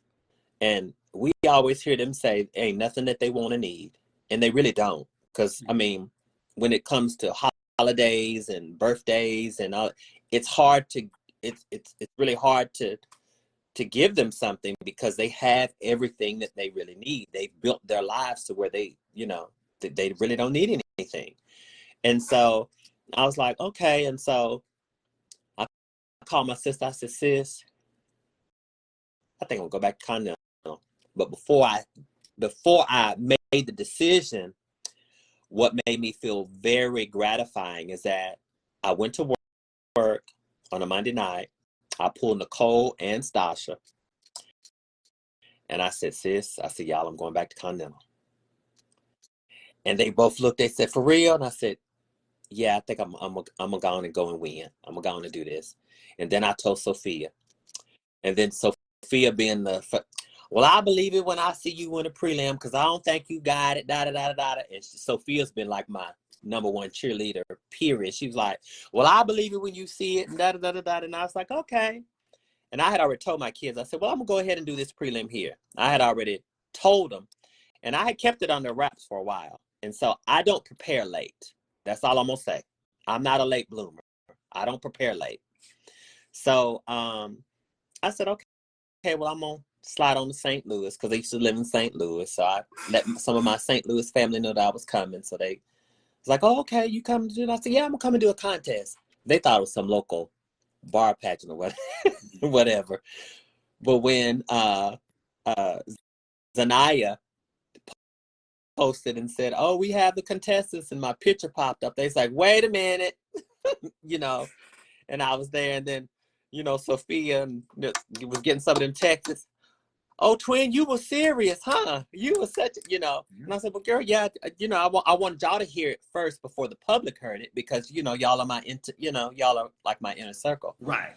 And so, did the prelim, and I was a little nervous because I was like saying, how am I going to be able to navigate this? And then I remember having a conversation with my son, Julius, because I had called a few of my kids. And I told them, I said, hey, I called Danny, I called Julius, Buttercup and Darla, and a few of the ones that I knew that were going to really financially back me because they had been like will you please go? And I was like, no, I'm not. So then you know, Miss Lawrence and all that, you know, and I was like, okay. Dante and my brother Harold and Shan, and I was like, okay, let me see how I'm gonna do this. And so after the pageant was over with and I had won, and they was like, oh, she's serious. She is gonna, you know, coming back. And so, and then I had to deal with the after effects of, oh, she plus, and oh, she need to do this and this, that, and that. And I was like, these people don't know me like my internet of people know me, because people know I'm very disciplined when I need to be disciplined. I can tell my own self no, you know, without even question and stuff. And so I like to get the yeah, Maya knew too. I like to get the I just like to move in silence a lot of times. And I think that surprises people, because a lot of people don't move in silence. Everybody likes to blast everything all over the internet. They like to, but that's not where the greatest impact comes. So I like to let people get their own perception. If that's what they okay, if you think that's what's go, okay, run with it, you know, and stuff like that. And so I think because I have a support system that loves me where I'm at. I know I get on their nerves. They can get on my nerves sometimes. But I think it's all in love, and we hold each other accountable. And so I'm very grateful for that. I never thought that I would be getting so much support from the community as I've gotten this time, because I've never received, for me, I've never felt it and received it like I've been getting it. You know, for people to just be like, well, here go $1,000, or here go, you know, 500. And I'm like, oh, y'all really gonna let me do this how I really want to do it? You know, well, what do you need? Well, you know, my brother asking me, well, what do you need? Brother, I need $6,000. Okay, when you need it, as soon as possible. I'm gonna give it to you on this date, this date, this date, this date, and this date. Okay, just don't say I gave. Okay, no problem. Sister, I'm gonna give you this. Just make sure okay, no problem. You know, because what I found is sometimes when you're vocal about certain things, you have other people come and say, oh, you didn't do this for me, or you didn't do such and such and such. But there is a level of, I think, integrity and a level of respect that comes when people will actually stand in the gap for you and do certain things the way that they will do. My only challenges that I'm having now is that nothing fits. Well, we clearly we saw when you put on the purple this past weekend that the weight loss is coming. So we understood, those of us that know that you know how to. I remember you was telling us in Portia Shop your diet regimen with the Snickers. I think you said you do eat it was because me and Portia was like, girl, what? We can't do that. But my question to you is, and I know this is a question that a lot of people inbox me wanted to ask you, and then it was the talk. You hadn't been, I think it's about 6 or 7 years. You are a woman of a particular age. 2018. Yeah. It wasn't the 2008. Mm-hmm. And you are a woman of a particular age. What made you say, I'm going back to Miss Continental instead of, I'm not going to say settle, because I don't think it's a settle, instead of going to Miss Continental Elite? Well, number one, I can't disclose too much information, okay. But I will say that's where I saw myself. Okay. Even though I am a woman of a particular age, I see people who are younger than me who look older than me. Period. You can ask my sons, Dre, Julius, Taman, Scooby. I have been places, and guys younger than them have been like, hey, that's you. And somebody will purposely walk up and say, hey, Mom, were you such and such and such? Haters. And they like, oh, wait, wow, I didn't know. And I said, it's okay. You know, and so for me, I think one of the remedies too that a lot of people don't understand is that I love God with everything in me. I give him praises where praises is due. Every morning that I'm able to plant my feet, you know, on this ground. And because I serve him, the word of God says that he'll beautify the meek. He will keep you looking youthful and restored. I feel very youthful. I do get tired, but I think I know my limits. Right. And so because I still feel like I can tangle with a lot of the, people who are, I can stand, Absolutely. I can stand right next to them because I've seen, not to sound disrespectful, but I've seen people who are younger than me. They look older than me. And I'm like, I don't get it. I don't, and I don't know if it's the preparation. I think also too, because I am in the entertainment business, I know I'm current with everything what's out there. So I'm current with music. I'm current with hairstyles. I'm current with fashion. I'm current with the trends that are out and stuff. I know some of my gown designers are probably tired of me because I'm current.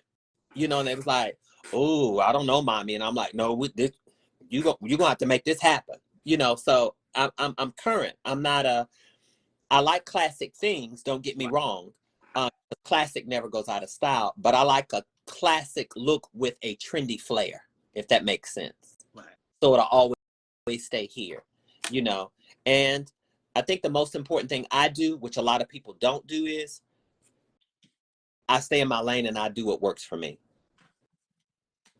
And that's where a lot of people, I think that's where they mess up. I don't try to do what somebody else. I'm going to do what works best for me. I'm going to do where I am best at.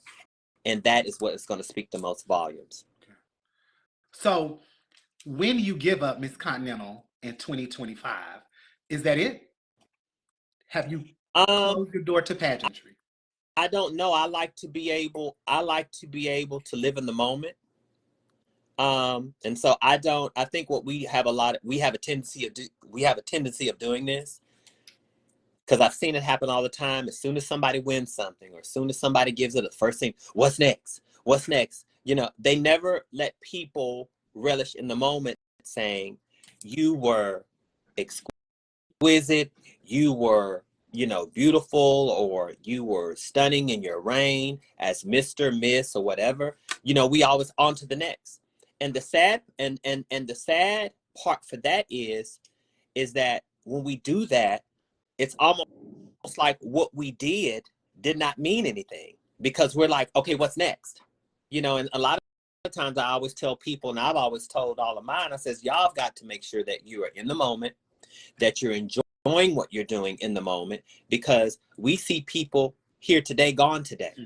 You know what I'm saying? And sometimes I think we have to slow down. And that's why, like, when I'm at US of A and stuff, and I'm looking back and thinking, okay, last year was my 20th year anniversary, but they took the time out to celebrate me this year because they didn't have everything that they needed last year. And I'm able to sit amongst my sisters, the Tashas, the Tommies, the Layla LaRue's, and stuff like that. I really embrace those moments, because life now for us, as we're getting older, I really embrace those moments. I don't call us saying that we're not still able to do what we're able to do in a youthful state of mind, but we don't know what tomorrow holds. You know what I'm saying? And so I'm always cognizant of telling people to embrace the moment. As you prepare for Miss Continental, what is the favorite category you're enjoying preparing for right now?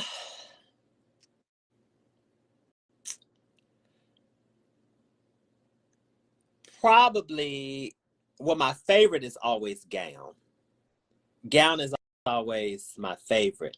But lately, just dressing room banter, I've been telling Miss Tasha, I said, eat it, Miss Tasha. Get into this body, eat it.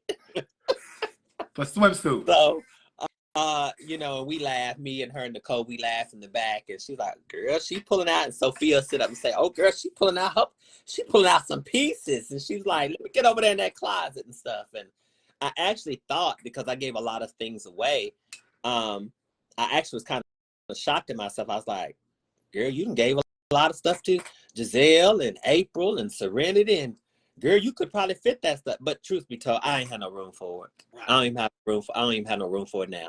So yeah. That's true. When we talk about drag, you're definitely someone in the industry that we feel that we can come to. You're very wisdom wise. You know what you're doing. You compete very, very well, smart. You've been a part of just about every system there is to be a part of. So it's clear that you have a voice in this industry. Tell us something that you're seeing right now that just does not fit who you are as a person, as the Raquell Lord. Something that you think is a little off when it comes to drag. Something that can be changed when it comes to drag, or needs to be changed. Well, I do not understand the aesthetic of the drag. And I'm not reading because I know drag evolves, because drag means dress, you know, as girl. But I don't understand if you're emulating a woman why you don't put on all the aesthetics of a woman. Okay. If that's something that you're emulating. I'm not trying to get in nobody's debate. I come out of the basket where I was taught nails, fingernails, lashes, hip pads, breast, you know, all the above. That's what I was breeded out of. The new aesthetic, well, it's not really new, but the aesthetic, you know, when they start doing the beards and all that type of stuff, that to me is not drag. That's really more or less club kid. But again, we've changed the labels and the verbiage of it all. And so it's, you know, I tell Miss Lawrence all the time, girl, you handle all them labels and stuff. I pattern myself after my mom and my mom and my dad. You know, it's either this or this, you know, because that's what I was, you know, I emulate myself after my mom, you know, and so, and I kind of like that because I don't have any issues with life and having to go places and stuff. And, you know, they just look at me and they'll look at my mother and say, are y'all sisters? And I'm like, yeah, doesn't she look like me? And my mother said, no, she looks like me. I'm her mother. You know, my mom would say something like that. And so, it's just, I mean, it's a different time. It's not, I'm gonna say this, it's not meant for me to understand. And so if it's not meant for me to understand, I don't voice on it. I don't put my mouth on it. I leave that to my grandbabies, Toyas, and my nieces, Mariah Moores, and, you know, I leave it to them to be the voices, the Miss Lawrence Washingtons. I let them be the advocates and the Giselle Barbies, if that's what I leave that for them, because that's not, I've had to be the advocate, but my advocacy has been done in a different way. You know what I'm saying? Yes. So yes. When we think you have a reputation or a character trait of always being so not just stern but so precise, almost like OCD perfection. I am. Where does that come from? Because you can be backstage and see someone wrinkled, take that off. That's wrinkled. Your hair.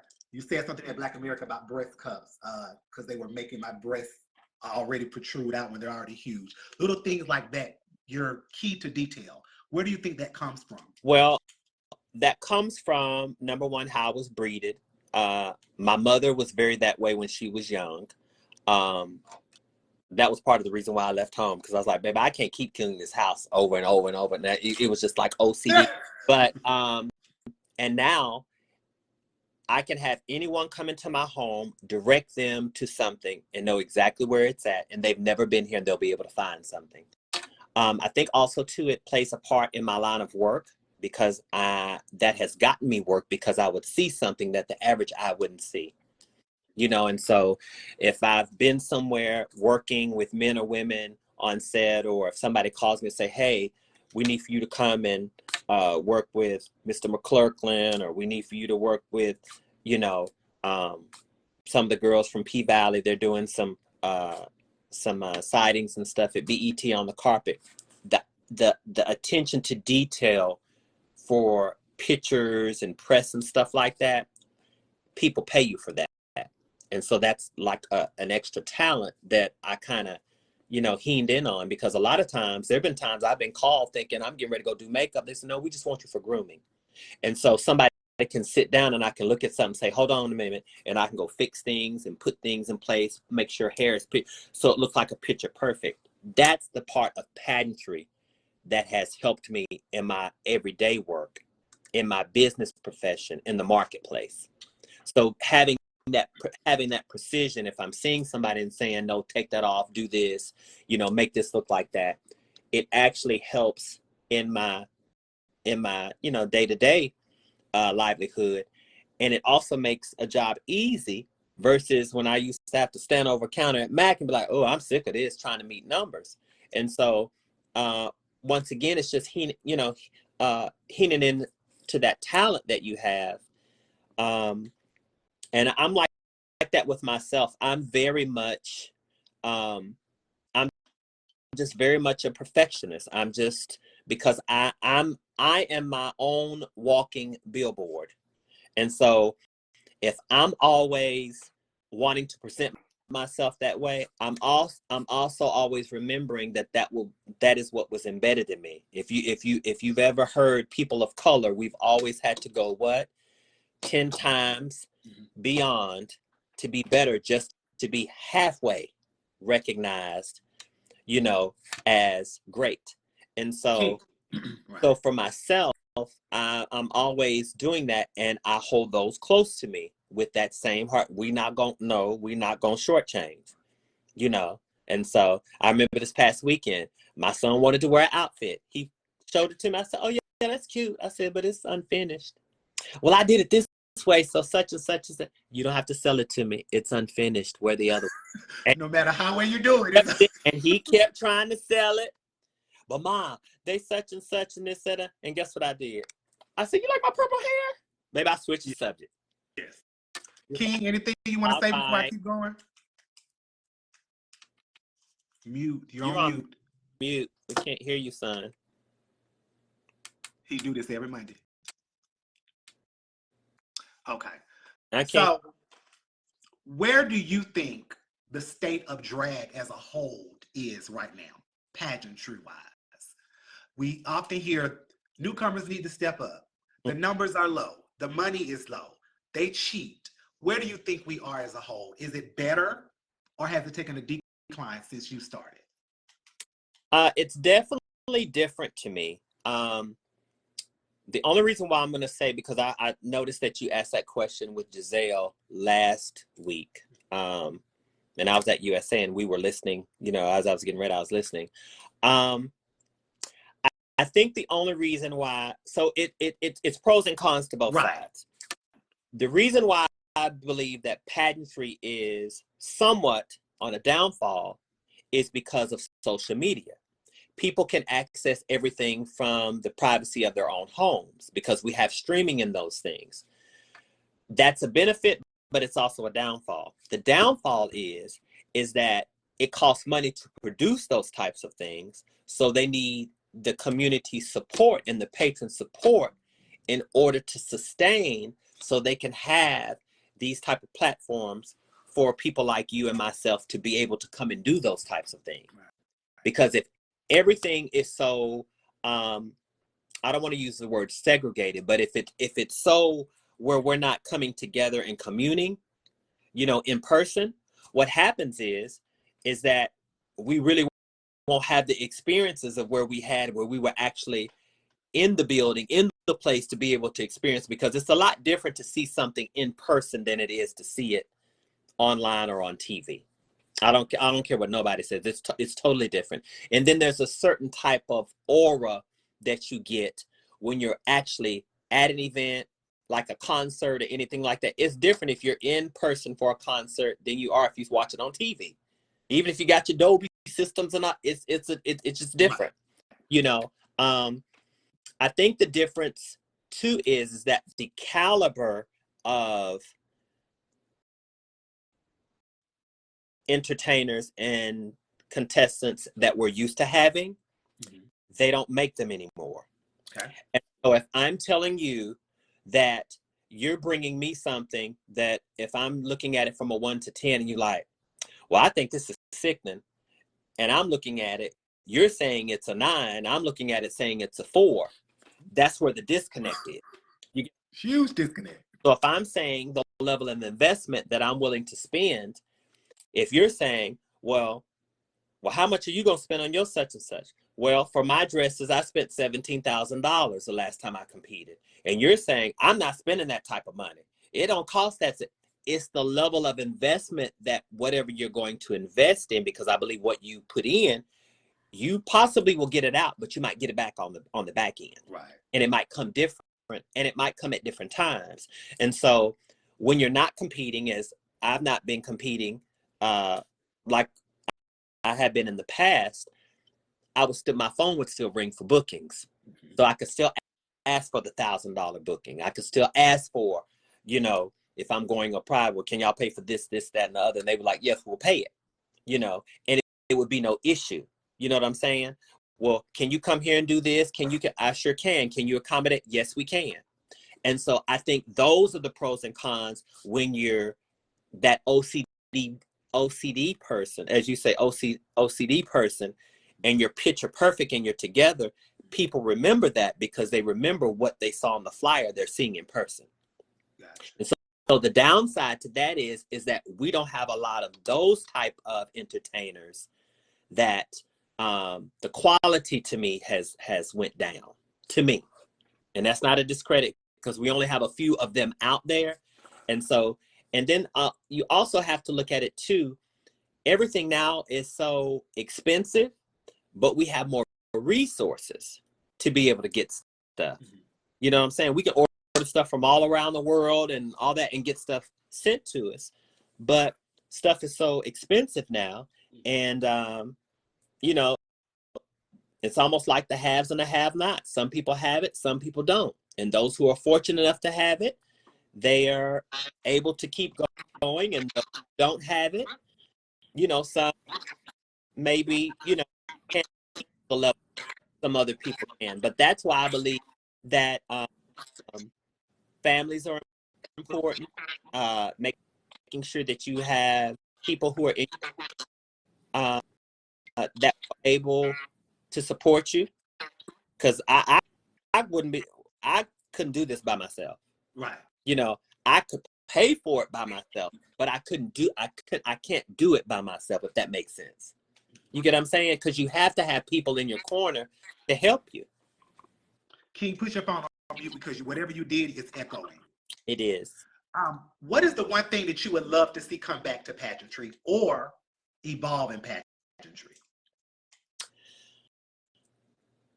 I would like to see, which I know a lot of this generation is not used to, is the preliminaries to the national systems be able to be magnified. Because you have to remember, when I was Black Universe, Monty and I went on 17 prelims, and then we had like 4 appreciation shows during our reign. USA, I had prelims. And so when I hear people say, oh, I didn't sign up for this ain't what I... No, reigning is not just putting out a promo on the internet and just doing a national walk and then going to sit down and look. No, that's not what that is. Part of being a national symbol of excellence or a national representative is being able to go to the cities, go in early if you choose to, find out where those local bars are. Hey, I'm coming in town. Can I work on such and such and this, that, and other? And if your schedule permits, you can even stay over and work, because you're pulling back the money that you invested to win that pageant. So that is what I would like to see. A lot of the new generation get the business mindset of being able to do that, because I know myself, Tommy Rawls, Tasha, Layla, we've all done it. To where I'm going out of town, Stasha too, we'll go out of town early, and especially on those USA reigns, they have work for you before and after the pageant, because they want you to reap everything and get everything. Now you're going to be tired when you finish, but you would have been able to make some of your money back. Like this past week, I never thought that the USA, they showed me so much love. And I was just like, when I went home and told my sister, I said, girl, I made this in one night. I am gassed. You know what I'm saying? She's like, I said, yes, it's just for the night. You know, and I said, this is a Wednesday night. And I was like, she's like, oh. And I was like, I actually did not think that I would be supported like this. And I says, well, I guess it comes with it comes with the good and the bad. Because I remember I had some bad times at USA, when I was barred, and then I turned around and I was like, well, I guess everything is just in God's timing, So who are some 3 girls that you think will have the longevity as you right now? You said 3 young girls? Yeah. Because there are a lot of girls who are younger than me. Giselle Barbie.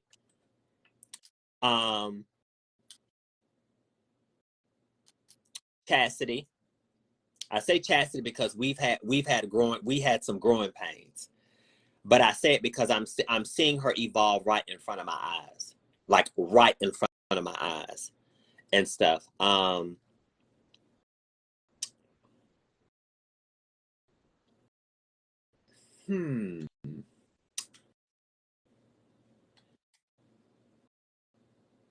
Kamaya. I can see my granddaughter Kamaya. It's not really a lot of I know there are a lot of, so I have to say it like this. There are a lot of girls who have a lot of potential, but I don't see a lot of girls who are really in it to win it for pageantry. Like with the good, bad, and the indifferent. That's the difference. You know what I'm saying? It's almost like they doing, you put your right foot in, you put your right foot out, you put your right foot in, you shake it up. Some of them are giving me that. It's not like they're really in it. Okay. When we talked to Yasmin, she made a comment that kind of stuck with us, and a lot of people was like, wow. She said that because of who she is, she believes that she has been cheated for stuff, but more so she has been given stuff that she did not deserve. Mm-hmm. And she said she feels as though if a lot of women, girls, entertainers in her generation were honest, they could confirm that. Do you think that's ever happened to you? Do you think you've ever been given something that you may not have deserved? No. And the reason why I say that is because I've had to work hard, because a lot of people who know my past, I think I saw Mark on here earlier, but I was very sheltered, and I was very standoffish because I was very guarded. Okay. And so I never got the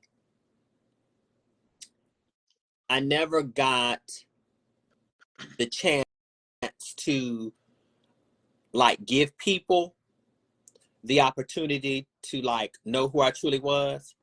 Because when you come from the family structure of having to be like, do I want to let my guard down? Do I want to do, A, B, and C? And so having to deal with that, if I would have learned that earlier, I think I would have probably been a lot further in my career a lot sooner, and a lot of accomplishments that I wanted to accomplish.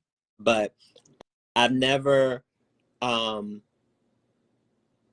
my earlier years, I was just very to myself, and I would always hear people say, oh, you're talented, oh, you're this, and da-da-da-da, this, that, and other, but you might need to do this and this. And I said, no, I'm here for this, and this is all I'm here for, and this, that, and other.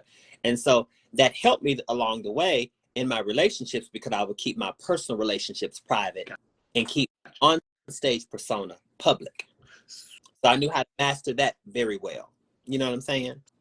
So what I'm hearing, or what I hope I'm hearing, is that the reputation that one may have thought you had in the past was not really the fullness of who you were. You was just a guarded person. I was still evolving. Yeah.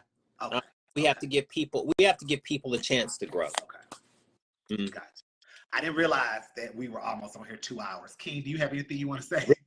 It's been 2 hours. Almost, yes. Okay. So, a few more questions. What do you want, or what do you see your legacy being 20 years from now, 40 years from now, and Oh, when you're past and gone? I don't know. I never really thought because I'm in the moment right now. Yeah. Okay. I hope my life would have touched somebody, not just from an entertainment perspective, but spiritually as well.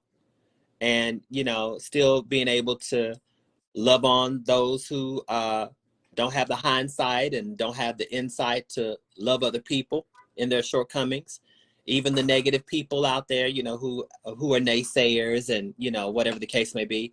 Um, I'm I'm very easily, I just let stuff, you know, I don't really take to the negative, the bad things and people might have to say, or the negative things of life. I'm very easily, because when you start to look at life and see what life is really about and how short life is, it's like, child, don't focus on the minor. you know look at the blessings that God bestows on you every day, to be able to get up and breathe. And I always remember my pastor always saying that if you want to see, if you think your life is hard now, he said, go to the hospital and just walk up and down the halls in the ICU. He said, somebody's having to be fed, somebody's having to be bathed, somebody's having to be pushed, and all those. And it puts it into perspective, And then if you take it a step further, there are people who are missing people who they no longer have in their lives, wishing they could just have that moment to be able to speak to them, be it if it's their biological mothers and fathers, family members, or innate, extended family members. So those are blessings for us to be able to still have that way to be able to commune and fellowship with each other. We always ask two final questions. The first one is the opulent jewel. Is there any words of advice that you could give Wendell and I throughout the remainder of our reign, or also anyone in the industry that's looking at you and looking up to you when it comes to drag? Remember, this is something that you signed up for. And always remember that all eyes are always going to be on you. You're not going to be able to please everybody, but you never also want to give people the reason to have a disdain for you either. So I've told you both personally, and I'm telling you publicly again, watch what you say and how you say it. And if there's something in you that says, maybe I should not say this now, or maybe I should not do that now, or maybe I should do it later, take heed to that, because I think what happens is people can chime in on things from the internet behind a keyboard or a screen that they will not say face to face to people. And we have to make sure that we're not doing things so that, like I said earlier, that our good is not spoken evil of, because you can say something or do something and turn around and say, well, I'm gonna go ahead and do this because I didn't want it to seem. The energy then is basically, no, it's not needed, because you want to make sure that people really understand and feel the heartfelt conviction of you wanting to make sure that there was no malice or intent involved. And so anything I would say to anyone right now is, be careful what you say, be cognizant of what you say and when you say it, and also know, are you the one who needs to say it? Okay. Because words can hurt, and people will take things and twist things, and I know we're human and stuff like that, but I tell all mine, the internet is not the first place you need to go to when you're hurting. It's not. As we conclude and as you go to continue to prepare for Miss Continental, is there anything that you would like anyone to know? I need your financial support. I say that kind of comically, but we always want to see our people who we love, being beautiful on stage and things of that, but that stuff does cost. That's all I can say. And we also have to still live. I have a certain lifestyle that I'm still living, and I'm not going to let that compromise just behind the contest to please the masses. And so, you know, it costs, you know. I'm a person, like I said, I know it's my dream, and it's my, something that I want to do. But anytime somebody is cheering me on and saying, well, you should do A, B, and C, and you should do such and such, I'm always the type of person, if I'm going to say something, and I've always done this, I'm always going to also lend a helping hand, my finances, my resources, my input, whatever I can do, I'm giving that too. I'm just not doing it. But that's how I am. I can't expect everybody to be that way, but I'm always trying to make sure that my actions are behind my words. Well, we don't have to invite you to Mr. Renaissance like we do all of our other guests, because you're a former Mr. Renaissance. I'm sure you'll be doing the walk as Miss Continental. So we'll see you November the 23rd and 24th. We thoroughly enjoyed this interview. Like literally, we went 2 hours, and I was just talking. I know you're busy, so forgive us for that. King, anything you want to say? If everybody can follow me on this page, the reason why I have 2 pages, I'm just going to clarify. I have 2 pages because after I won, my son said, are you ready to be back in the spotlight? And again, me being a little naive, I did not think that I woke up the next morning with like almost 2,000 friend requests. And I was like, wait a minute. So I had said, let me create another page, because I kind of keep my other page with my family and those who are, what's the word I want to say? I'm mature. I'm going to say mature. Because, you know, my nieces and my nephews, you know, they're becoming teenagers, you know, and stuff like that. And so all they know is Auntie Raquel. And so some of us, we haven't had the conversations with some of them, because I have 3 brothers and 2 sisters. Okay. So, you know, I got a lot of nephews. So, you know, we haven't crossed that bridge yet. And so that's why I say, let me go ahead. And so when my son said, he said, you might need to create another page. And I was like, okay, fine. And so I'm the same person, you know, I post my prayers on there, and I post, you know, I feel like, you know, both of those are needed on both platforms, but it's just, that's more entertainment. And the other one is more personal and more, you know, for family and those who I'm really, really close to and things of that nature, I generally have a true relationship with outside of social media. And so that's why you see the RL Balenciaga and then the Raquel Cuffy and, you know, things of that nature. So that's why I have 2 pages. So I've kind of pushed that traffic there. And then I showcase a lot of my work and stuff. When I'm able to do it and get permission to do it, I'll show that on my personal page and stuff like that. So in other words, if you have any Shake It Up videos from back in the day, put it on Raquell Lord Balenciaga page. Now, I ain't gonna post it. I ain't gonna say I'm gonna post it. Well, you tag on that page. If you want a prayer, then you can hit up Raquel Cuffy. Both of them. Ken, you have anything you want to say? No, just thank you so much for doing the interview. Thank you a lot for that. Thank you. And my care package today, son? Because I asked you yesterday. Oh, he went on mute again. He went mute again, Trinity? I'm here. No, I'm here. So, okay. Are you going to send her care package? You'll get another care package. Thank you so much. Okay. This will stay up forever. You know, we learned how to leave them up, so y'all can go back and watch them. And thank you again, Raquel, Auntie. We love you. We appreciate you, and well wishes Labor Day weekend. Thank you. Thank you. I appreciate you. Thank you for having me this evening. All right. Have a good night.